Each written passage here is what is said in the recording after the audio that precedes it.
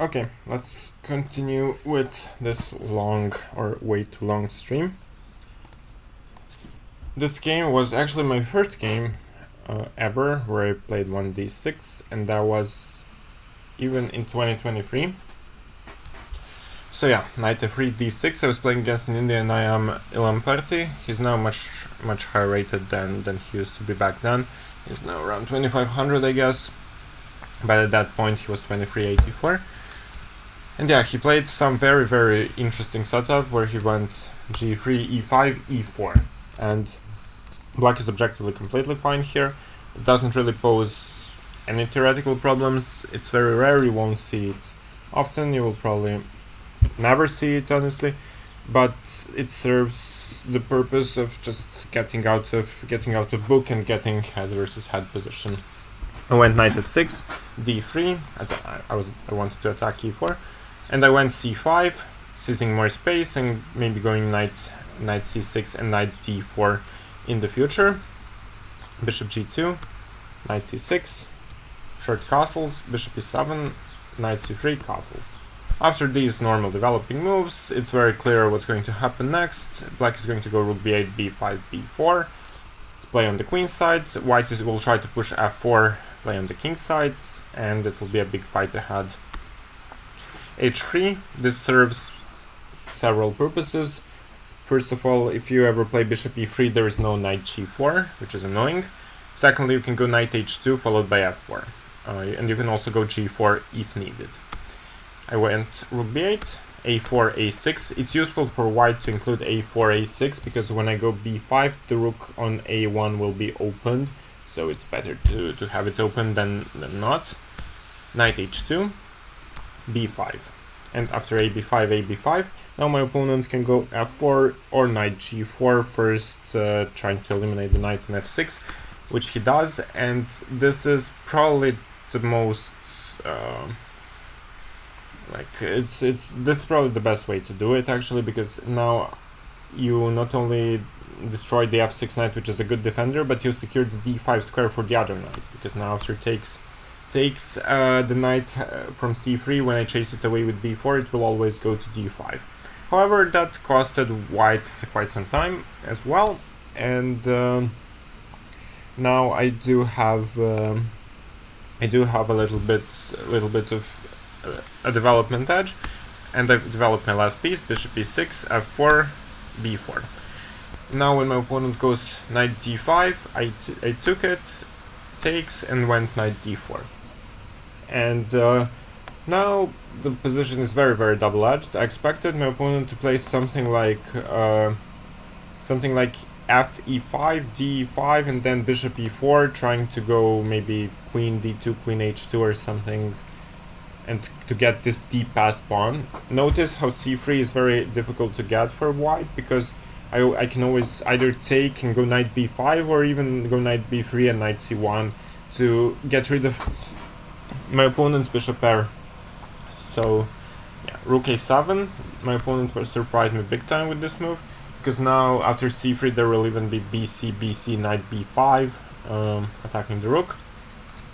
But more importantly than that, I was able to take on f4 now, and after gf4 to just go knight b5, and I activated my bishop. I put my bishop on f6, and then I'm able to put it on d4, and it's way more active here than it was on e7 or f8, maybe later on after rook e8, so it's much better to have it here. Bishop e4, very logical. g6, restricting this, and now my opponent went king g2. His idea is also very clear. He wants to go rook h1 and start attacking my king. I go bishop d4. Maybe it was a bit better to go for something along the lines with h6 and king g7, then maybe rook h8 or something. But I did not completely understand what was going on, but I thought bishop d4 has to be good. And after f5, I went bishop f6 back. I was pretty sure this is good, because now I'll be able to go queen g5, bishop g5, sorry, if needed. And also this bishop on e4 is now very, okay, defense stuff, but it's not too active. Maybe I can go g5 now as well. And my opponent goes bishop h6, and now I went g5, simply sacrificing the exchange. And now the b2 pawn is hanging. My dark squared control is extremely good, and I cannot believe I'm worse here. But yeah, my opponent then goes queen d2. He doesn't take the exchange, which is probably the right decision, because he has this plan of rook h1, rook h5 to simply try to take the g5 pawn in the long run. And when I went rook e8, he goes rook h1, trying to go here. And now, while I can go some king h8, rook g8, and or so on, it looks very passive. So I decided to go for counterplay with c4. I had no idea what exactly was going on, but searching for counterplay is usually desired if your king is getting attacked. So rook h5. Now I went c3. B takes c3, b takes c3.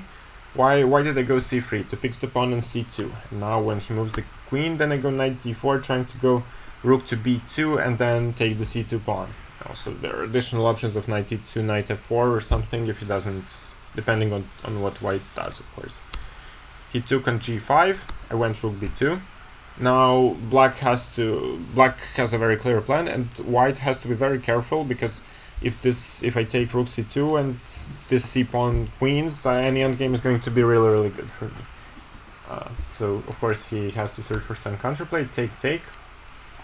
And now the best option objectively was actually queen g5, and after takes king h8 to just go f6. And unfortunately, no matter what I do, for example, I go here, my opponent goes rook g7, no matter what I do, I cannot go to h1, unfortunately. But if I go c2 or something, then he can just take here and make a draw. And there's nothing I can do. If I go to f8, it doesn't change much. Rook g1 goes here. And actually, it's maybe better to go to h3. Because if I go here, then there is rook g4. I forgot a bit what was this endgame about, so probably he should go to h3, and then I have to repeat again.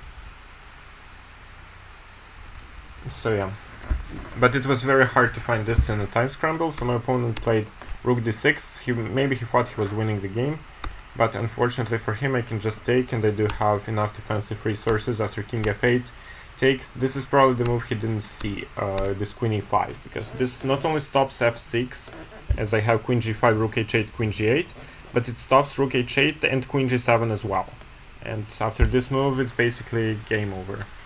My opponent tries d6. I tries d6 because now queen h6 is a problem. It's not too big of a problem, even if I play a random move. I think it's only a draw after queen h6. And then f6. I even have rook h2. Okay. It's not too big of a problem, but if I just go rook b8, which I went in the game, after I can just go king g8, and then I'm threatening rook b1 checkmate, and there is nothing my opponent can do about this. After the game ended with check, this check, and queen e4, which is also a check, very importantly, and yeah, this is checkmate. So this was a big fight. It's one of the games where I got a great position out of the opening and actually won it. Okay, this game was against International Master Titsa, who is a longtime friend from, also he's my age. We've been rivals ever since we were 10. And this was played in the Croatian Cup last year, not this year, but last year. And it again featured the king, cat of kings in the end. Castles, knight c3, knight e4. I'm skipping theory because the theory is covered in the course. Knight e4 takes bishop e3. And even though we gave the move e5 here, there are 10 different options. It's a little bit dry if they take d e5 and play this endgame. So I just played knight d7, trying to keep more pieces on the board. This game is actually covered as one of the model games in the course as well.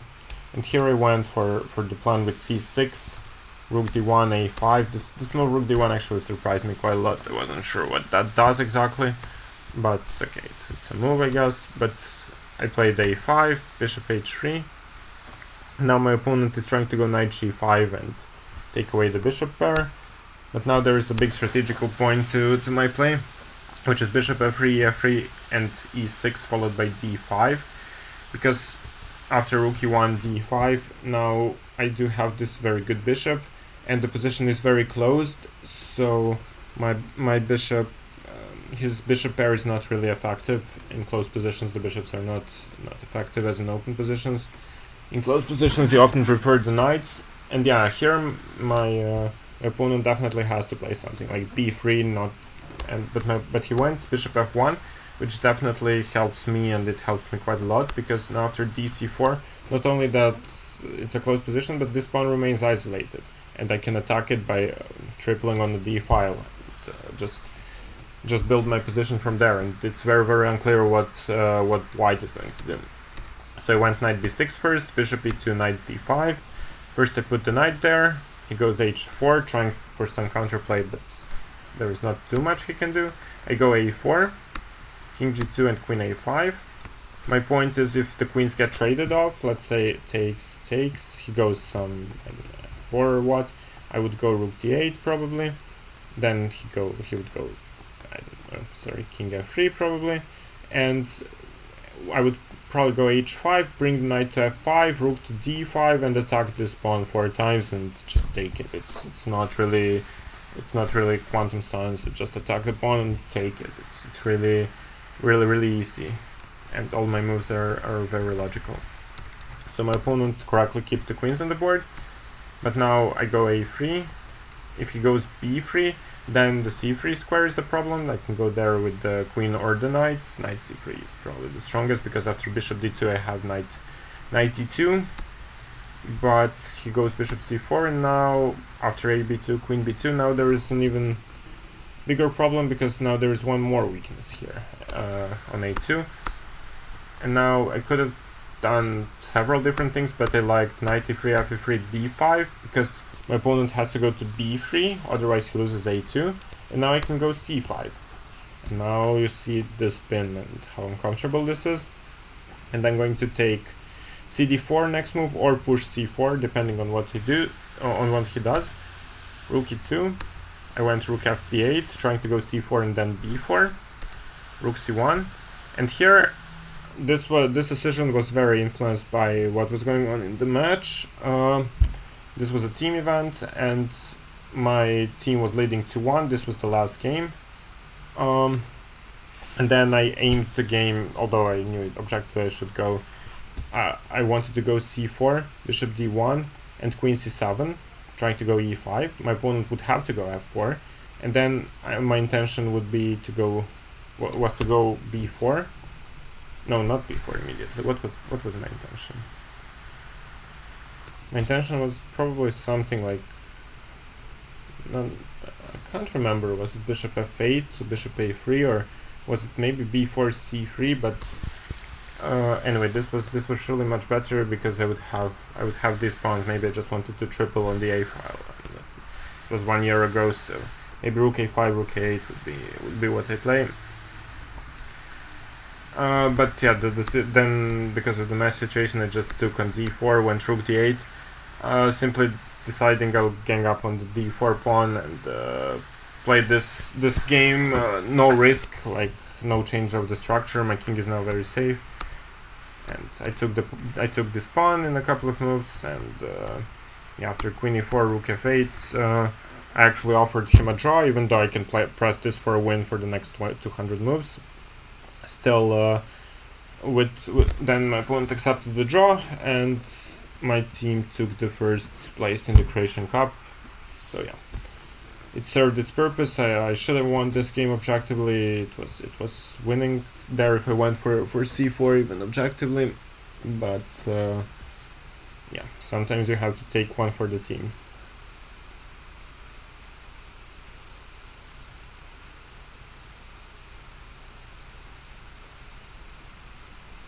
Hello, sir. It's allowed to use courses before the game. During a chess game, maybe in Romania only. Sure. No, I mean first Penultimate, because this was last year. This was 2024. Okay. So this game, the next game, I'm playing against International Master Sim Meravet. I'm not sure if I pronounced that correctly. I'm no expert in Belgium or Dutch stuff. But this was the match between Belgium and Croatia from the Olympiad. My probably last game on the Olympiads ever, and I wanted to make it a good one, and I did make it a good one.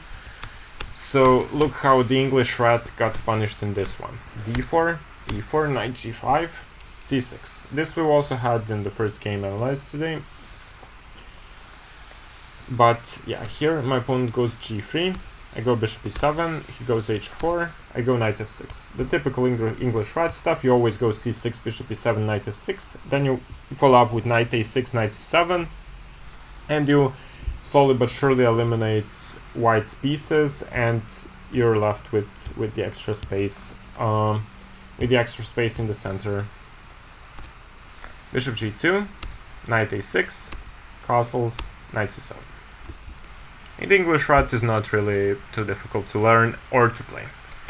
b3, and this was a big strategical mistake, this b3 move. Why is it a strategical mistake? Because whenever I play d5, then my opponent needs to have this French structure idea with queen to b3 to attack the pawn on d5. And with the pawn on b3, it's simply not existent. And now when I play d5, simply this pawn on b3 destroys white's harmony and peace play quite a lot. And black is objectively almost winning. I won't say almost winning, but what's the advantage with the engine? Like, minus 0.8 after 10 moves with black against 24 to 30.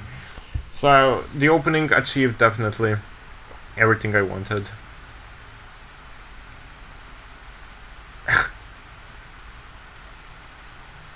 Could be, Sasha. I mean, ask Mircea the best, he's probably still here around.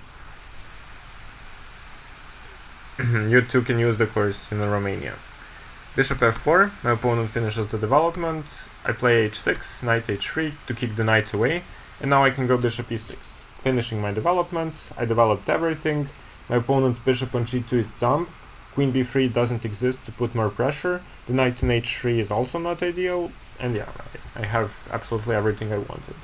My opponent goes rook c1, his idea is that after dc, bc, bishop c4, there is knight e4, and then the c4 bishop is hanging. But it might just play bishop d6, or it could have castled as well, but bishop d6 I liked quite a lot to eliminate this bishop on f4, and I wasn't 100% sure that I'll castle actually, because you can definitely imagine a scenario where I take on f4, knight f4, and they go g5, and they start attacking. Why not? Because my rook is on h8, and my opponent played h4, weakening his king. So that's why I delayed castles, for now at least. e3, I go bishop f7, not only going for bishop h5, but also freeing the square on e6 for my knight if needed. Now my opponent takes cd5, now it's time to take with the knight. cd is also fine, by the way, but taking with the knight definitely, like, it's important to have the knight on d5 to control the f4 square, because now, for example, if my opponent ever takes on d6, I take and he goes knight f4, then I can probably take this, and after gf4 play something like, okay, I'm not sure if bishop d5 immediately, but the point is to long castle and then go rook g8, g5. Bishop d5 is probably not needed until my opponent threatens d5. So yeah, this is why it's important to take with the knight to restrict this knight on h3. My opponent goes bishop e5, hoping for bishop e5, d, and maybe getting in queen d4. For that reason I castle now. I cannot really go for g5 anymore. He goes knight f4, but now he's just not in time, because after bishop e5 takes, it's only important that they don't go queen e7, which is probably my opponent hoped for, because after e6 now there's a problem. However, after rook e8, which is by far more logical, knight d5, okay, queen d4 my opponent can play, but then I think I can go here. and then after EF the queen hangs, after GF H4 hangs, and after Queen D8 there is knight E2. Alternatively, it's also, if I don't want to think about more tactics, then I can just go Queen E7, E6 takes, and play this position with the pawn up. But my opponent takes on D5, I take with the queen, takes, and yeah, the E5 pawn is here for the taking. I first brought all of my pieces into play, because why not, and then I took the pawn. And now it's very straightforward, strategically winning. I will go G5, B4, Rook D6. And okay, this is just a straightforward matter of technique. I went F3 because now I have threats with Rook H6, Rook H8, trying to go for checkmate. G4, D4. And yeah, here I just went for the tactical win because it felt the easiest.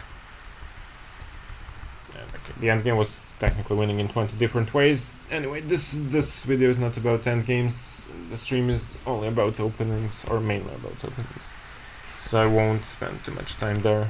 But I think the game is quite instructive in how you play the English rat. It basically plays itself. It goes C6, Bishop E7, Knight F6, Knight A6, Knight E7, usually D5, castles. And usually it's very hard for white. It's a little bit different if they go Knight D2 here, then you go Knight F6 followed by C5. Strategy is a little bit different. Okay, let's see the next game. So that's the European Individual 2024. I played against the Turkish IM rated 2440, and he played this King's Indian Fianchetto, and he went for the line with B3, A5. This has been the course suggestion, and after Knight C3 again Knight E4. He went Bishop B2, and usually when you can, you should take this and go Bishop E4 to parry this this bishop. No matter if they take Knight E4 and then you get the bishop there, or they do something to defend it, then you take and go Bishop E4. It's usually always the right approach, because you have less space, you want to get rid of some pieces, and then you're left with this very good bishop on the diagonal and the knight, which is quite good. And the space advantage is not so important with less pieces on the board. Knight E1, my opponent just placed this in a very safe way. And now I went for the plan with D5. It's not the only plan, but I wanted to play D5 so that I can get the knight to C6 after takes. And the position is objectively very, very equalish. And this game was quite boring, honestly, now when I look at it. But I had absolutely no problems with black. I would still prefer black's position because this bishop is again stuck. Mine is a little bit better. And yeah, after H5, H4, I just went for this endgame, hoping that maybe this bishop can be quite weak and I can maybe put the king on F5 or so on. But in reality, my opponent can just go F4, and if I go King F5, he will just wait, and there is no way I can get tempo. And okay, we played a little bit more, but in reality it was absolutely nothing. It looks nice, but black and white can just hold, and the game ended in a draw here. So yeah, sometimes it's a problem with lower rated players. If they usually play the filler endgames to aim for a draw, but sometimes a game like this can happen as well, where still you're the one who has no problems and pressing a little bit, but it's quite easy to hold. Call for your content. So I wanted to say something, then I got distracted.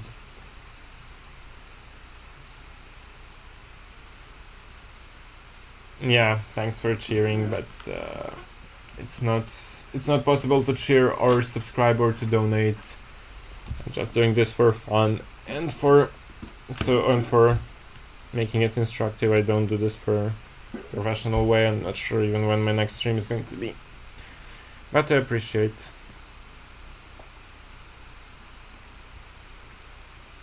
I just bought these to give to. I mean, I appreciate that, but you can give it to someone else who does this for a living. But if you want to support, you can use the Chessable command. You can buy the course, or you can play, or you can use the YouTube command, subscribe there, something like this. It's all appreciated. Anyway, yeah, this game was not is not ideal. And this game was also, but one thing you can definitely, in like 10 over the board game, 10 classical games we've analyzed thus far, I was never worse with black out of the opening in any single game.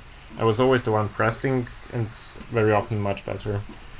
So it says how little people are familiar with these lines and why it's so efficient. Because nobody studies this. Nobody studies rare lines. Everyone studies Berlins, Niders, Catalans, the main stuff.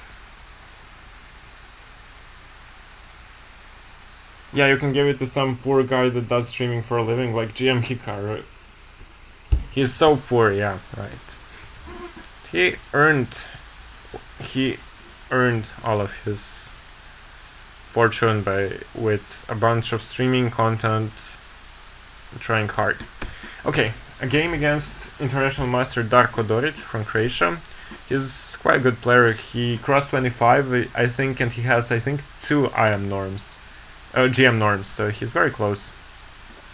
But yeah, he goes for the F3 line, and here, of course, he was not familiar with our homebrewed novelty with E6, which looks really dumb. It looks like a mouse slip. However, it's not really a mouse slip, and the idea is just to develop with bishop e7, castles, and then c5. And then you try to claim that simply this F3 Zamish setup is not so efficient when the bishop is not on g7, because it's not the king's Indian here.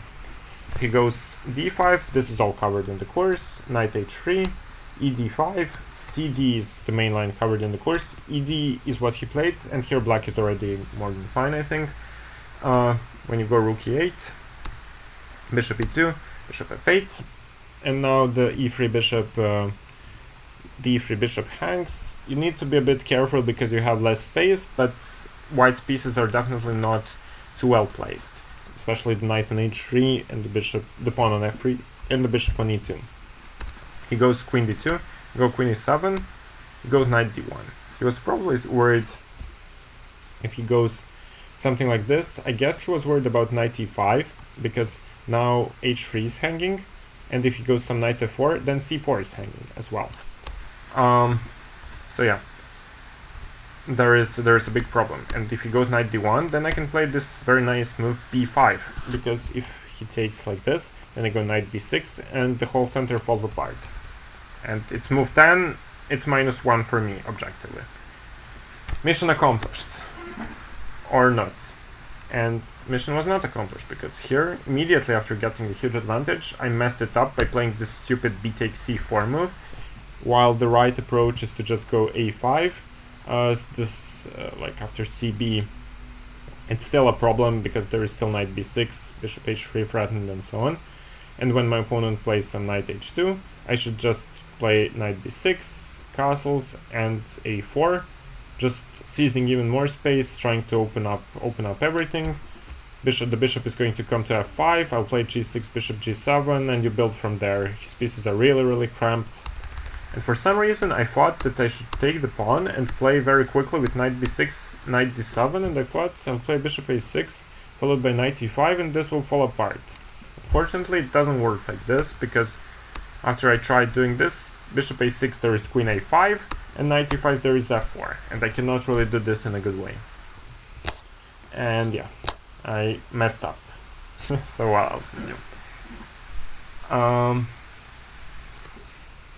Just bought the Chessable course? Oh, that's really appreciated. That's really appreciated. But I think it's a very good investment, honestly. I think, especially for intermediate players, I think it's even more useful than for masters.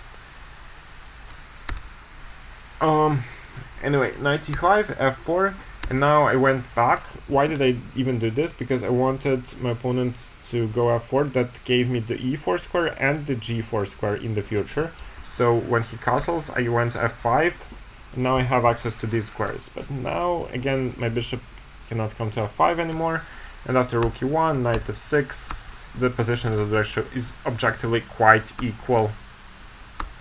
And we played on several more moves, and then we traded off many things, and the game ended in a draw here by mutual agreement. So yeah, it's actually now quite sad when I see all of the games where I had much better or winning positions and messed them up. Sorry, I just need to plug in my laptop to charge.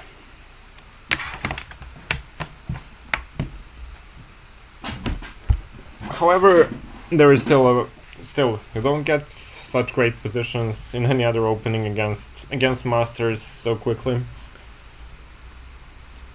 Yeah,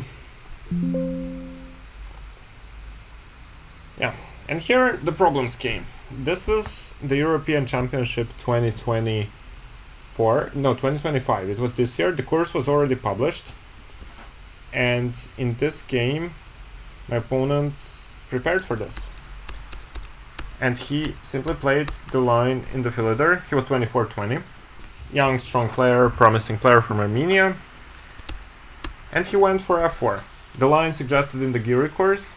Anish Giri claims it's somewhat better for white, or at least pleasant. I claim it's dead equal, and we just have a theoretical clash here. This is all covered in the course, analyzed in great detail. Anish gives c4. In one of the next games you'll see knight e5, which was also played against me, but I think it's objectively all nothing. Bishop e6, e4. You go here, knight e5. Okay, I went king e7, king c8 is maybe a little bit more precise, but both are fine. Knight f5, knight f3, rook d8, and you basically play this endgame, c5. You have a weakness on b7, he has a weakness on f3, or on d3, f6 restricting the knight here, a5, king f7, and after several more moves, rook d3 takes, rook d7, a6 does not really work. I mean, I can just go here and then knight d6. This knight is too dumb, he needs like 20 more moves to get it into play. I went king e8, not king e7, sorry about that. What was the reason I didn't go for king e7, knight d6, I'm not sure honestly.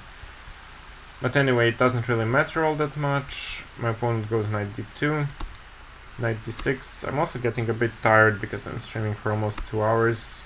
I don't remember all the things I was thinking in the games at first. Anyway, after rook a7, if my opponent tries to go for this, it's still quite equalish, because after this, bishop d5, rook h8, no, not rook h8, because there is this, then a8 queen is needed first. And then, when I take, this endgame is, of course, dead drawn.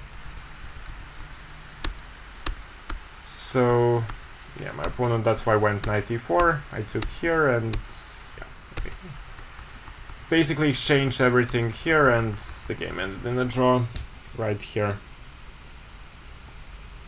It would end with rook f7.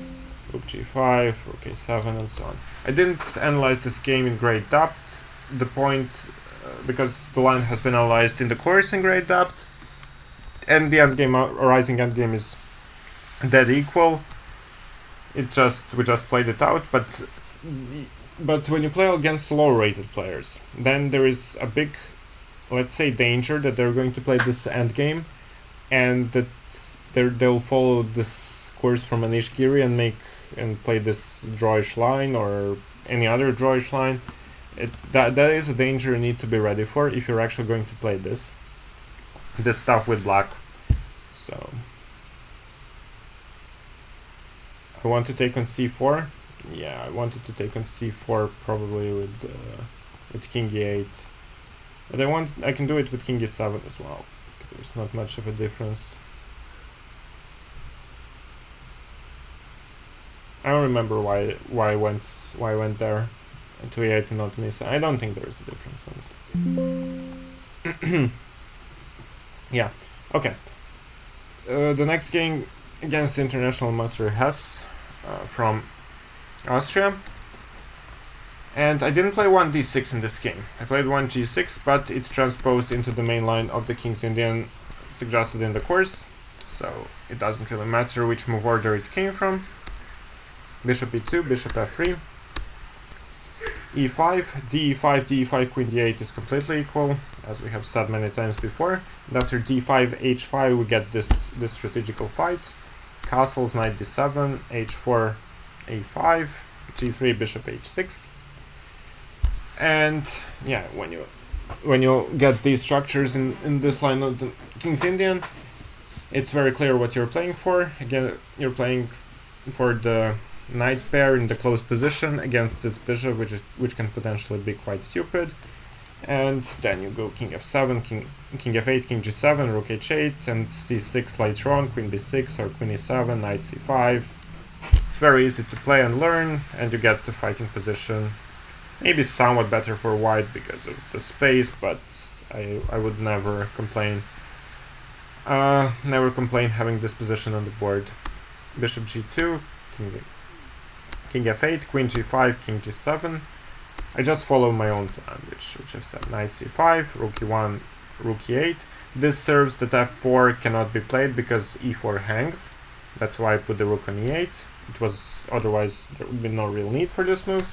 Rook e2, c6. This is the plan I mentioned. I just played it. Similar to the English red, if you know the plan, you just go c6, bishop e7, knight f6, knight a6, knight c7. Here, after you play e5, d5, h5, then you go bishop h6, then you go knight bd7, king f8, king g7, bring the rook back.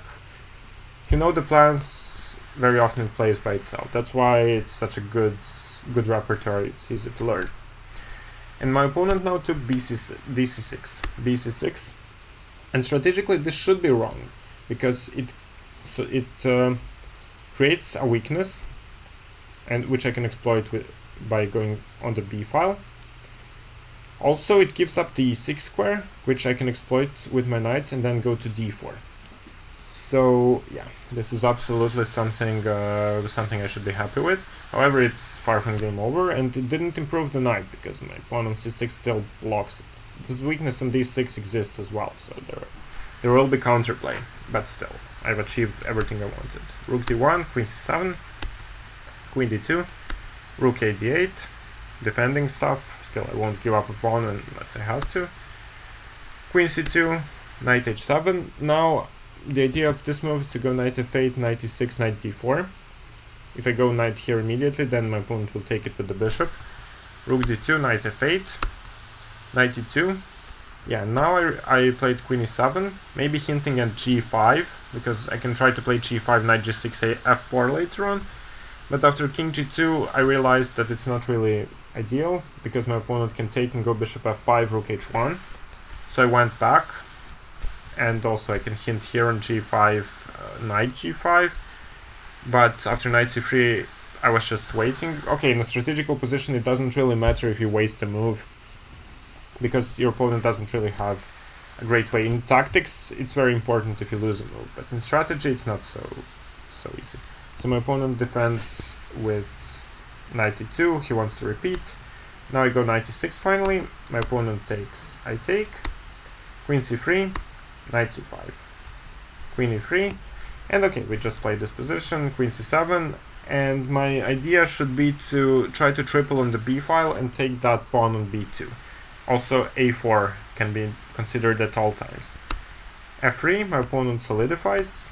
I go knight e6 back. I can also consider c5, knight d4. It's also a viable option. Queen, rook d3, rook d7, queen here, rook d8. First I defend stuff, then I'll play maybe knight c5 back, destroying this triple attack. He goes here anyway. I go rook b8. Now if rook a5 happens, then I can take on b2 and then on a5 next move, so I defend this indirectly. Rook d3, knight c5. And now rook d6, I will trade off everything and then take b2. That has to be at least comfortable for me, if not even better.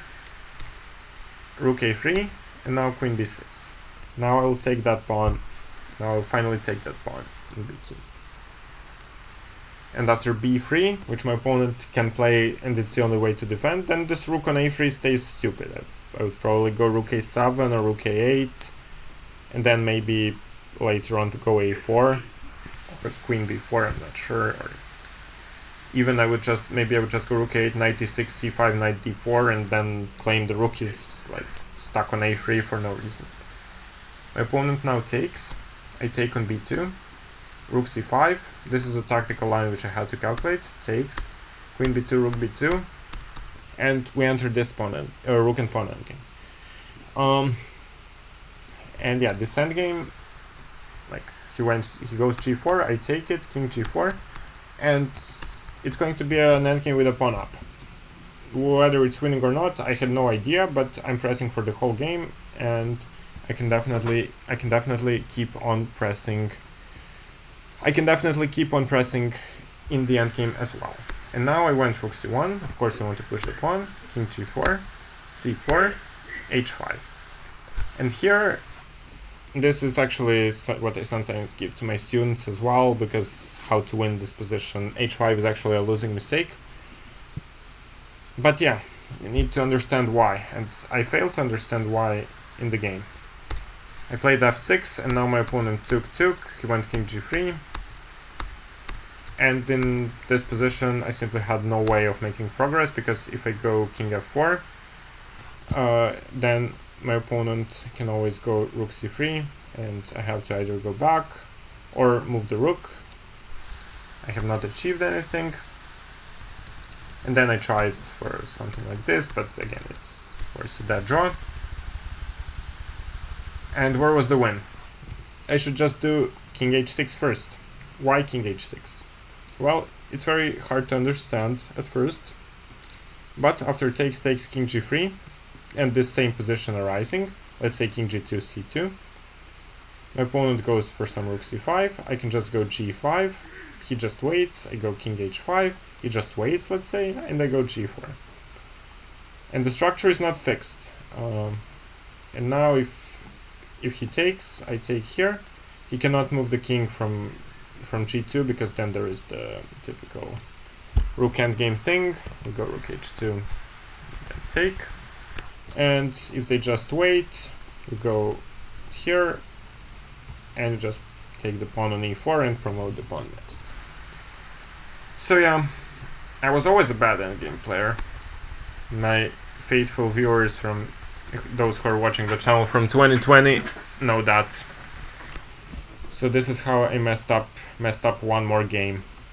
But still, I had a great position throughout, and I was pressing on against 2400 IM. Okay. So this game was also on the European, similar as that game in the Haneshkiri line, which was played against international master Panchevski from North Macedonia, and he played the Philidor, and he played bishop d3. This we did not have yet, but I played e5, knight f3. Okay, c3 is the main line here. After c3 we suggested knight bd7, knight f3 d5 with big complications and big fights ahead. Of course, this is this is also possible, the stuff with knight to f3. Sorry about that, I was just checking something. Knight f3, but after e d4, knight d4, g6, knight c3, bishop g7. This line, bishop g5 is the critical move here, followed by queen d2, f4, and so on. With a quick attack, it's been covered, of course. You would go knight d7, queen c7, c6, b5, c6, queen c7, b5. It's a fight, black is fine. But my opponent goes rook e1, then I go knight bd7, knight b3, b6, and I just think that I've solved all of my opening problems very early on. I'll go bishop b7, rook e8, d4 pawn is what I'm going to attack next. My king is quite safe, so the attacking options don't even exist anymore. Yeah, this is why the course is called 1d6 against the Philidor. Or instead of Philidor. No. Bishop f4, bishop b7, queen d2, rook e8, bishop h6, and yeah, bishop h6, queen h6, and now I just went rook e7, trying to go queen f8, rook 8 to e8. I have no problems whatsoever. This knight is quite stupid. The bishop is not great either. This knight is fine, but even though I have less space, all of my pieces are on the right squares. The knight is attacking here. The bishop is also active. The knight can come to c5 or e5 whenever I want it. My opponent goes here. I went a6 first, simply hinting on b5, and more importantly stopping knight b5 in some of the lines. For example, if queen f8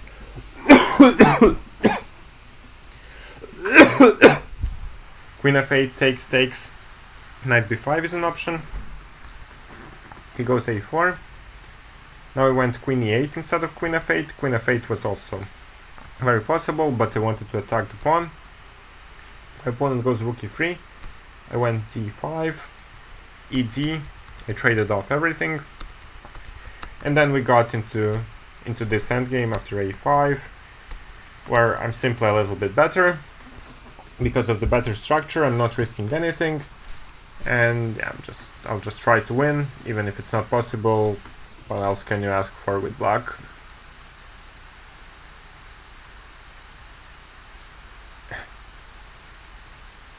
Don't worry, 1d6 haters, it will be fine.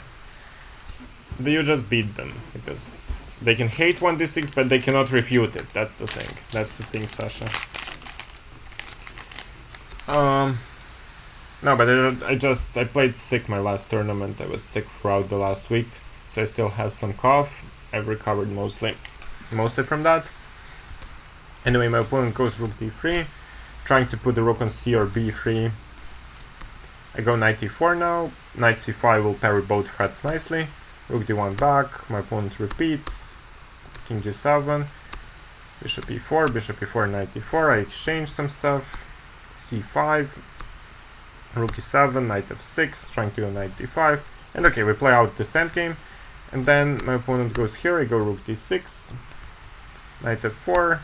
Now I went c4. I seized the opportunity because I don't think my opponent saw the idea after bc4 that I have knight e4 followed by knight c5, which would be quite uncomfortable. I think, for example, if they go, I don't know, where would they go? Here, then I can go here and take on a4, and then the passed a pawn can be quite dangerous. So that's why I played c4. My opponent went king e3. I took, went knight d7.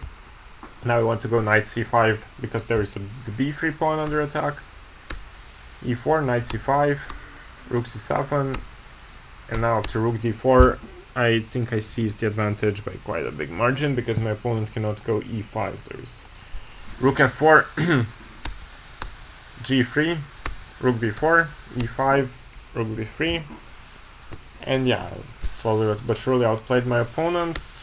King e2, g5, and okay, this endgame was big suffering for my opponent. It was important for me to understand that after rook c8, I can just take, and rook g8, king h6, there is absolutely nothing he can do. For example, if my pawn was on h6, then it would be checkmate. Rook g8 and knight f6 would be mate, but with the king on h6, it's very, very safe, and I will just keep collecting the pawns, and there is not much white can do with this configuration. So that's why he played here, and now I took these two pawns, and somehow I didn't even win this one. But I did get into a winning position quite nicely. Yeah. I still played well even though I was sick. So if anyone is used to playing under bad conditions, that's me. So don't worry about that. Rook a6. I went to f5 because I want to push f4 and create a passed pawn. And yeah, now, even though I do have these two pawns, it's still a bit hard to make progress. So I have to, because my king is quite stuck, and I simply have to sacrifice the h7 pawn. And now, for some reason, after knight f6, I did not push the a pawn. I have no idea why. I should just push a4, put the knight on c5, threaten knight d3. And it's quite easily winning. But I was also in this tournament, on this European, I had huge health problems, which was very, very annoying. And somehow I was losing or drawing winning positions throughout the tournament, which was very annoying. And then I played knight c5 with a similar idea of knight d3, but my opponent was now able to play h4, and after a4, h4 I would be able to take and go a3, and here I cannot. So, yeah, then I took here in this part of the game. My opponent played very nicely, king f3, trying to take f4, knight d6, knight e4. This move I didn't see actually, because I thought that I have rook e4, but after rook e4 there is rook h8 first, and I have no knight g5, and now I have to move the rook somewhere, and my opponent simply has enough counterplay now to make a draw. a4, but now he just puts the rook behind my pawn and starts pushing the pawn.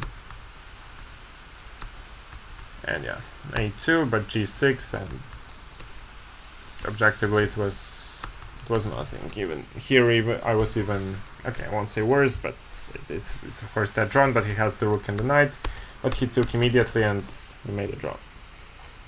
So yeah, even against these sidelines, I of course knew what to do, and I had quite a comfortable position, throughout the game.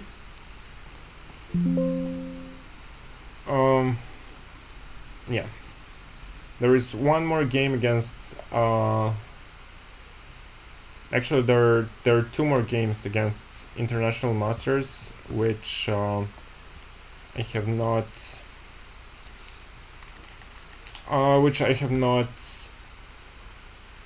I have not included here, and I should have. The first one, okay, can I maybe find them? Okay, maybe I can try to find them, which... Actually, one of the games is not so important. Actually, one of the games is not so important because I did not follow the lines in the course, because I didn't know them at that time. It was quite a long time ago. But the other one may be important, and I'll try to find it now. It was the English Rat against international master Peyrer from Hungary. It was this game. I think you can see everything. And yeah, this game it also ended up in a draw. I'll include this game now. I forgot to include it before. And after c5, bishop e2, knight c6, you just claim that it's going to be very hard for white to develop this knight and this bishop. They have to play something with f3 here, which is quite hard. And after b3, I'm already much better, but for some reason I did not take on d4 twice. I thought that I should just play g6, bishop g7, which was completely wrong. It was still better for me, but I was just supposed to take on d4. Like, there's absolutely no reason not to. There's absolutely no reason not to. But I was still better here when I finished my development like this.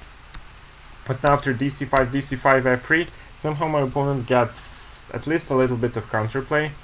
I can take maybe f3, maybe it was a better try, but they played bishop h6, and then there was this knight d5, which I underestimated a bit because I cannot take queen d5, bishop c4. So when I take e3 and go bishop d4, knight d4, fe4, my opponent managed to get rid of these bad pieces. This bishop on c1, he managed to exchange it, and he didn't even lose a pawn for that. I still tried to play for a win with b6, bishop b4, then b5 and bishop b7, rook c1, rook c8. My knight on d4 is nice, but yeah, it's not really much, and my opponent has no real weaknesses. I would need to wait for a way to take here and then take on d5, but whenever I take here, then the knight comes, and then knight f6 is a problem. So yeah, I tried rook c7 for that reason, but after takes, we exchanged some pieces, and then we made a draw by repetition here. I was never able to take this in a good way because of the pin, and my c5 pawn was also quite loose. But anyway, this position was of course very uncomfortable. I should have taken the clean pawn, not be afraid. Instead, I was afraid, and so this was a quick conclusion of this game.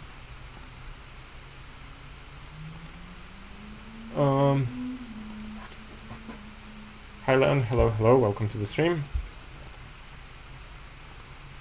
So yeah, let's then analyze the rest of the games against international masters. This was a rapid game. International Master Nikolovsky is my opponent. He goes f4. This has not been thoroughly analyzed in the course, but I still go d6. It has of course been mentioned and covered. Knight c3, d5. Of course, I can play c5, but then he'll go e4, enter the Sicilian, then knight c6. This has also been covered in the course, but with this knight on c3, somehow it makes sense to go d5, because then he's not able to go e4 anymore. Just exploiting the fact that this knight on c3 is now quite stupid. e3, g6, and now I played in kind of a Catalan setup. Even though I'm a tempo down, the knight on c3 is dumb. d3, b6. Now I decided to play for the double fianchetto. Put bishop b7, knight d7, c5, or c5, knight c6, depending on what my opponent does. Do I think Alireza is the best time scramble player ever? I have no idea. I don't like to talk about other players too much. I much prefer focusing on my own game and weaknesses. You can learn from other players, but why would I talk about them all the time? He's surely good, one of the best players, but I definitely, I have no opinion on who the best time scramble player is, as I never spent time on analyzing it. Queen e1. My opponent wants to go queen h4. I go bishop b7, queen h4, e6. e6 is not really a necessity, but I want to have some knight h5 or knight d7 ideas if I need them in order to exchange the queens or offer the queen trade. Queen to h3, knight c6. Knight c6 looks maybe a bit stupid before c5, but it threatens knight b4. That's the first, and it also threatens d4. Also, I have the idea of playing queen to e7 and e5. But first of all, he needs to deal with the threat of knight b4. He does it by playing knight d1. That way he has c3. c3 if I go knight b4.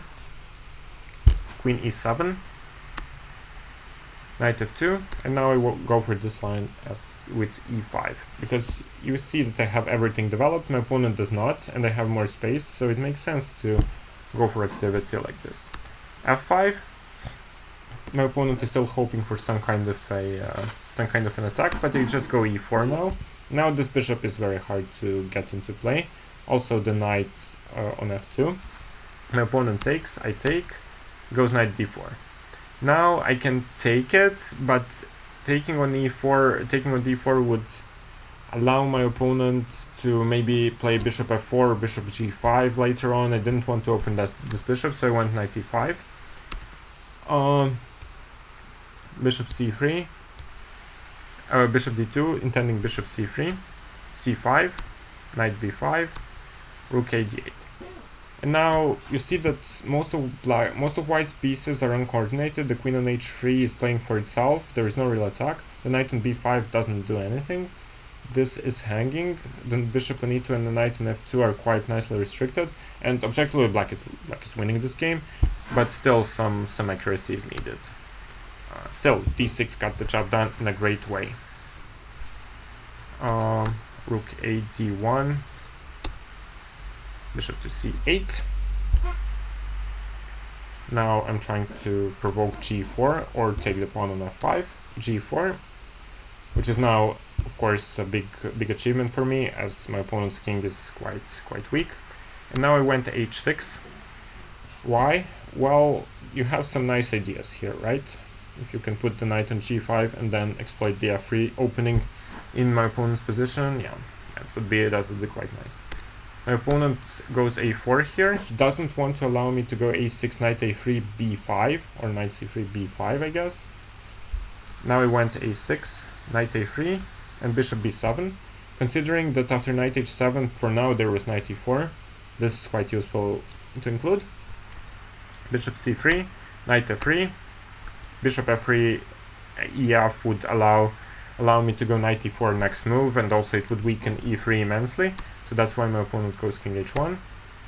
I go knight d5, takes, And yeah, my opponent now takes here. It's a very hard position. E3 is hanging. If he ever takes an e4, I will take it, and then I will take on e3, and this long diagonal will open. So it's very hard. Bishop f3, ef. My opponent goes e4. And yeah, here there are two good options: knight e3 or knight e3 or knight f6. I went knight f6. It's a rapid game, so I guess you won't blame me. But knight e3 was quite strong, quite a bit stronger. I didn't see some tactics here. I think it was what I didn't see was takes, rook e1 that I have rook d2. I don't think I've seen this, because now if this, then there is rook f2 and queen a. This is what I think I missed, if I remember correctly from the game. Now just it's not possible to defend all of the threats, including bishop e4 and queen h2. Yeah. So queen g3, there is rook h2, queen h2, queen e1. That's not so easy. That's why I went knight f6, simply claiming that I'll take this on e4 next move. Rook e1, queen e5, attacking b2, and now after this I went queen f4, g5 takes e5. Now there was some huge time scramble stuff involved, but here I burned all of my time, and I found the best line with rook h8, f6, and then king g8, because now the queen is just trapped. The h2 checkmate is too big of a threat to handle. Takes, knight e5, king g8, and okay, we fought for a little while longer, but objectively I have a queen and two pawns for a rook and a knight, and it's of course completely winning. It took me some more time to win this, but it was not all that hard later on. Just took most of these pawns and later took the rook. So yeah, f4 is not the best move, and with d6 you can definitely refute it. Am I better at time scrambles compared to other phases of the game? Probably not. Do I think Sasha Dav is the best time scramble player? Definitely one of the best. I would consider rook d2, because e3 pawn is weak and black's bishop could be very strong. You mean sacrificing the exchange at that point? Here? You can definitely think about such things, but in general, I'm not a player who likes to sacrifice material if it's not really needed. And this has always been what I do, and here I really don't think it was needed. Of course, bishop c3, the bishop stayed active and so on, but I would not do it just because I don't think there is a need. I'm not saying it's bad, but still, I was quite happy with the way I played this game, honestly. Okay, now there are several more blitz games which I played against international masters. First one, this was European Blitz, international master Kilic from Turkey. He's like around 2500 now, he's not a bad player. But he played rook g1 without knowing it. And this is what happens when you play rook g1 without knowing it, in great tact. c6, g4, h6, bishop e3, bishop e7, queen d2, b5. All covered in the course, following the course. Queen a5, bishop d3. This is not an accurate move. g5 is the best try. After g5, b4, there is a big fight. Bishop d3 is not the best. Rook b8, the most precise move by far. You want to go b4, and then you want the b4 pawn to be defended after c5. They go h4 sometimes. b4, knight e2, c5. Why is this so strong? Well, this is pinned, so you cannot take on b4. You're threatening c4 with black, and then if, for example, your opponent goes d5, you go c4, takes, you take on e4, then it collapses like immediately. So black is immediately better, because my opponent played this line bishop d3, h4. The moves are the most logical, but they're very garbage. It's a blitz game, I won't analyze it in a great detail, but after c5 my opponent took, d5, knight e5. It's important to take with the knight, because you activate the bishop and you put more pressure here. So now after takes, if they play g5, then you can take it and go knight g4. And that's why it was important to take with the knight. f3, bishop e6. Now after g5, hg, knight d7, suddenly white's king is in danger. He can never go here because I'll start attacking. He cannot go, okay, on f2, it's not too safe. So he goes knight g3. Here I went c4, bishop f1, c3.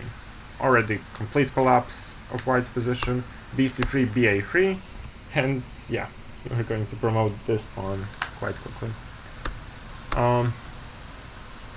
King f2, g6, bishop d3, and yeah, rook h2. I exchanged one of the rooks. Then I went a2. He went c4, queen a3. And now there is absolutely nothing you can do against rook b1. c3, I go rook b2. He tried queen c1, but then I take it and go here. And it's not only at the time I'm up a bishop, but strategically, even if I was not up a bishop, I would still be better because of how bad white's pieces are. And okay, I didn't have any problems converting this endgame, of course, and then I won. Yeah, sucking for the aesthetic beauty is nice, but in order to actually win the games, it's you cannot always sacrifice. It's not always good. Sometimes it's good, sometimes I suck as well, but Eray Kilic is very underrated in Blitz. He has like 3000 online, he has beaten Hikaru many times. Perhaps, but this game showed that he still has some things to work on. Besides, over the board and online chess are completely different things. Okay, next game, International Master Kralis, or maybe he's an FM, not sure. But anyway, he's 2400, and he plays the Philidor. I played the line, he plays some a3 in the Philidor. This stuff I have not, I mean, I know it exists, but I have never analyzed it in a great depth, and that's because when your opponent allows you to go c6 and b5. Usually they go a4 to seize space and not allow you b5. But here they immediately allow b5, and I cannot believe this white can never have any advantage here. Just think this is a very good line for black. Rook e1, a5, all the normal stuff, bishop b7, takes, and now you get kind of a great version of the Nidor, where you simply have a better development. And you also want to go, you also want to go b4. Bishop g5. My opponent wants to get rid of this bishop on c1, that's his worst placed piece. Queen c7, I want to go rook c8, knight h4, g6, stopping knight f5, of course, that's quite important. Queen d2, b4. Knight d5, takes, and now you see, again, we're playing against this bishop, it hits a wall of pawns. The attack doesn't really exist here, like, the pieces, all of white's pieces are, they're not coordinated, there's no harmony. So I go rook c8, attacking c2, takes. Now I went rook b8, queen a3, rook 8, I repeated once and then I took. I mean, okay, it's a blitz game, I wasn't 100% sure. So any endgame is of course really good for me, because of this uncoordination, it's not the real word, these pieces are not coordinated. And now he took, I took, he went rook b1, I just went knight c5, improving my pieces, and after b4, knight c4, I don't think my opponent saw this. This move, now both the bishops are hanging, and now after bishop b3, takes rook b2, again both bishops are hanging, and after bishop f6, the knight is hanging. So he loses a piece, and yeah, okay, now it was relatively easy to convert this being a full piece up. So yeah. Very often in Blitz I had such easy games against FMs and IMs that I would win without even thinking and with having like 2 minutes on the board.